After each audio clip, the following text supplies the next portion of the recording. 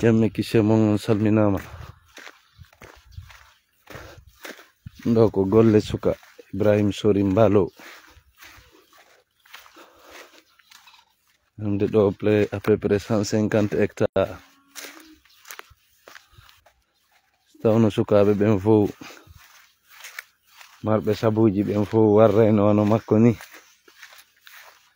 jogo vision makko ko nden Allah. On aura notre autosuffisance alimentaire. Décimo lanang. Oi, pali on falama men nangude. Son solion ɗuɗu hundara ɗo. Pompay a huɓɓinay sa séri. Yettude Allah.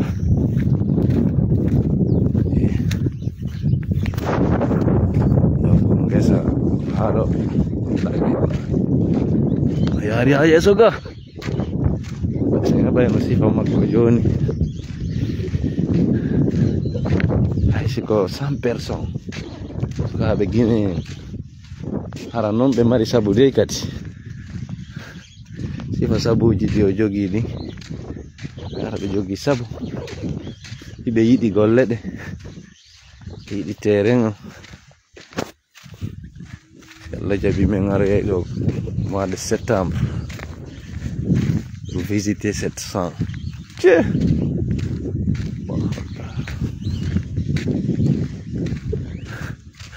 La Lega yari to ouais.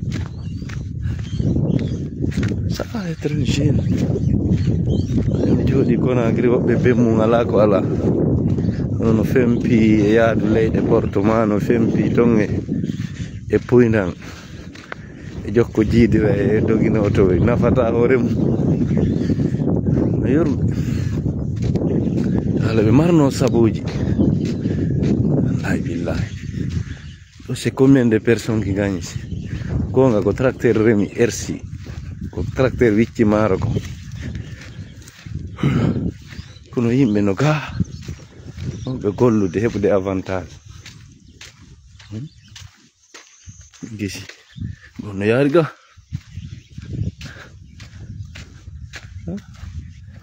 Ɓayno sifa oɗo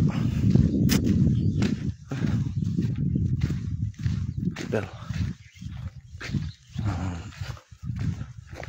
ndiyam ɗam woni no darti taw.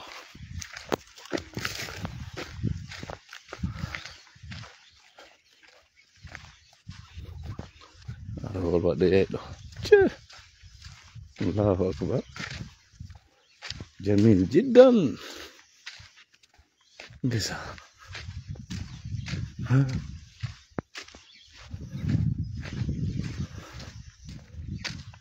Te wanumu amu ɗo no arde aménage ɗo fop ngi faroyi ɗo ngi fop ngi yindira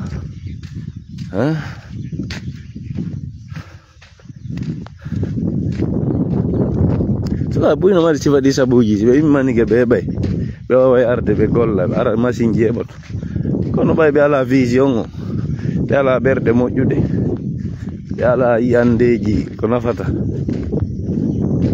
Ata mawɓe mum no mari moyenji ma mari sabuji, ils n'ont pas prêt.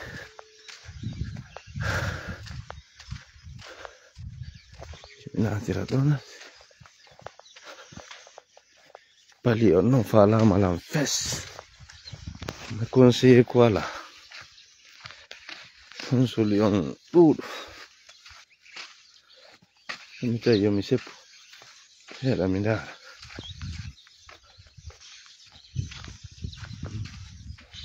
Ɓe saɓɓi ɗo gorko goto sifa oɗo heɓike temedere. Ko remoɓe des centaines d'hectares aɓe jonna moyenji.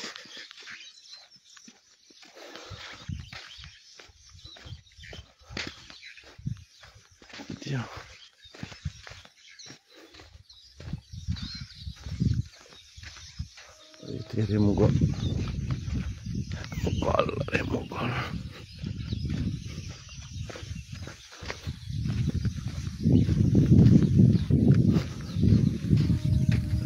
ɗo.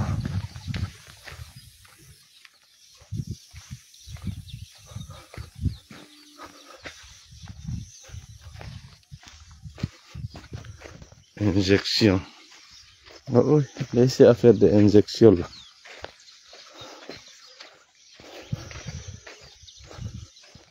Faire des injections yalte. Système ji yalte hande ɗo yo muse gokkungo. Gokkugol mo compre lekkele. Maaro wiccama engrais waɗan. Hare ngesa. Sifa o ɓiɗɗo gorko ɗo heɓike dolle. Keli ko non enni. Ike fuɗude ndiyam arani. Ɗo pop ko yiɗon ɗo. Ɗo on ko fuɗɗike fuɗude gorko. Fuɗɗike fuɗugo.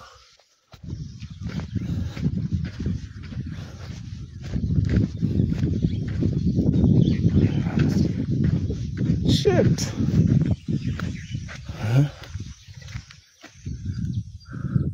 Wait.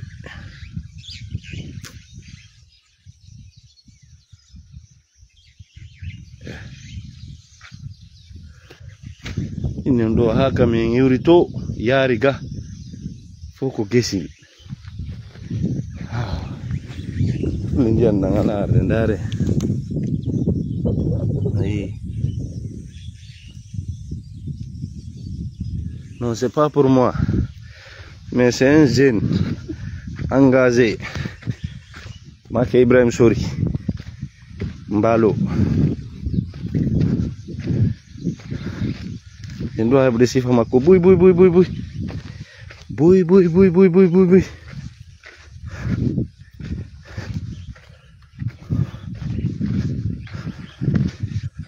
doit voir sifa makko buy. Voilà, non, aussi on est là.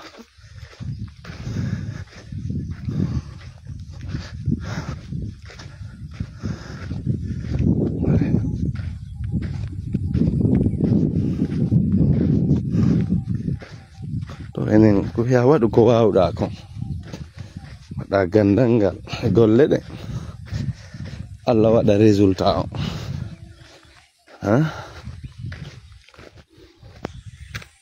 Ngesa wallahi billah. Ɗo woni remugol. Ara na reminkinagol. Remugol. Ndi ceyla kam mi iwi to.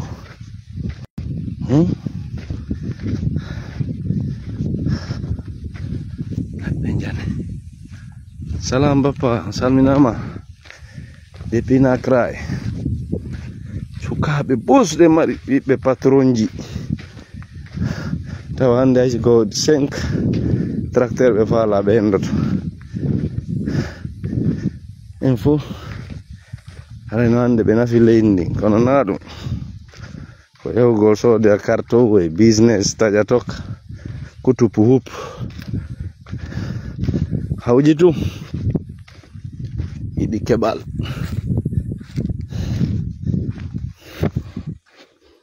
Entreprise oyi maɓɓe fof ko njurayagal.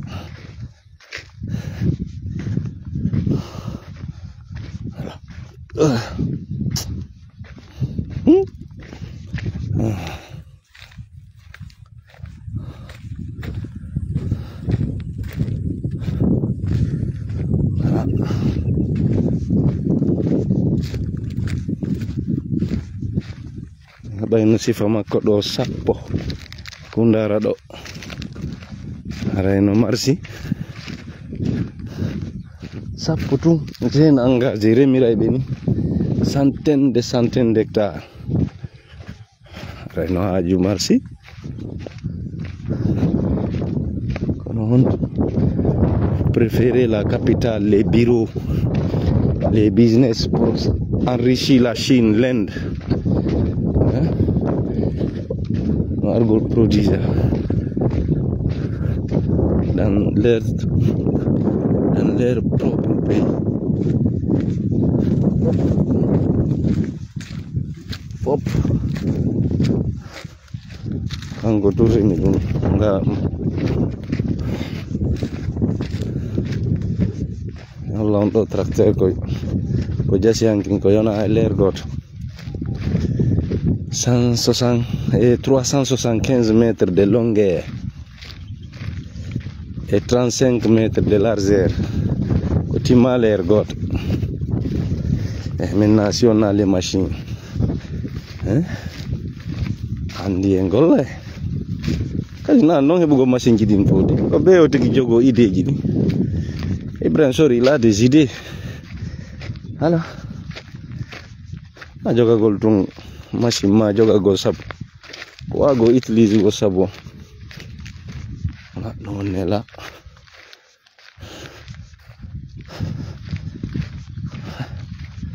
Ati wata wati gina unu donan pali o.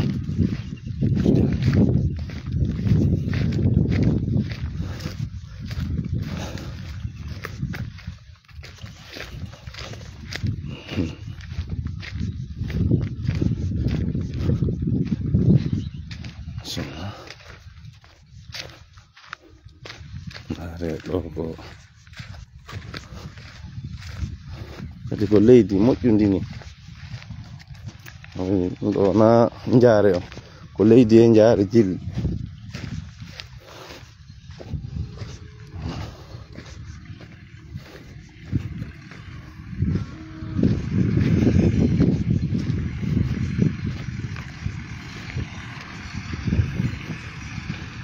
Lendi yori ndiyam ala arde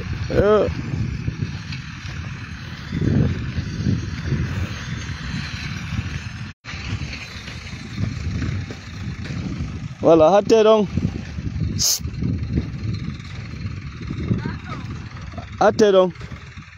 ɗon no hawri tourné ɗon ɗo haaliga. Oh, mi seppi ɗo fiyo mi lakke moƴƴa ayaya mi yaha liga kadi mi seppa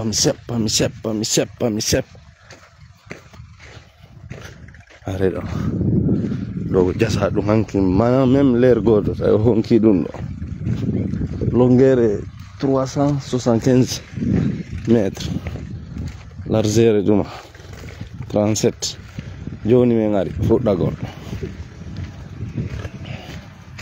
Alhamdulillah nde ɗo no laaɓi o yangi kin ɗuɗata ɗo joma moyenji are ke e demal marɓe sabuji jogiiɓe moyenji ɓe ukko e demal